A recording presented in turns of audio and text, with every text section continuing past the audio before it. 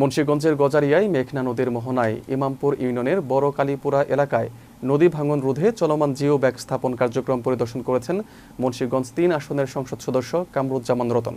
মুন্সিগঞ্জ জেলা প্রতিনিধি এস.এম. নাসির উদ্দিন জানান, বৃহস্পতিবার নদী ভাঙন কবলিত এলাকা পরিদর্শন করে প্রায় ৬,০০০ জিও ব্যাগ স্থাপনের কাজের অগ্রগতি সম্পর্কে খোঁজখবর নেন।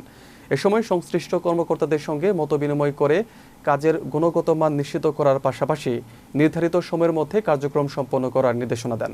পরিদর্শনকালে উপস্থিত ছিলেন গজারিয়া উপজেলা নির্বাহী অফিসার উম্মে হাফসা নাদিয়া, উপজেলার সহকারী কমিশনার ডাক্তার হামিদা মুস্তফা, মুন্সিগঞ্জ জেলা বিএনপির আহ্বায়ক কমিটির সদস্য অধ্যাপক এ.কে.এম. গিয়াসউদ্দিন, জেলা যুবদলের সদস্য সচিব মোজাম্মেল হক মুন্না, উপজেলা যুবদলের সদস্য সচিব নাজির আহমেদ শিকদার, উপজেলা ছাত্রদলের আহ্বায়ক মিজানুর রহমান মিজান, ভবেরচর ইউনিয়ন বিএনপির সাধারণ সম্পাদক নুরুল আমিন সরকার সহ রাজনৈতিক নেতৃবৃন্দ।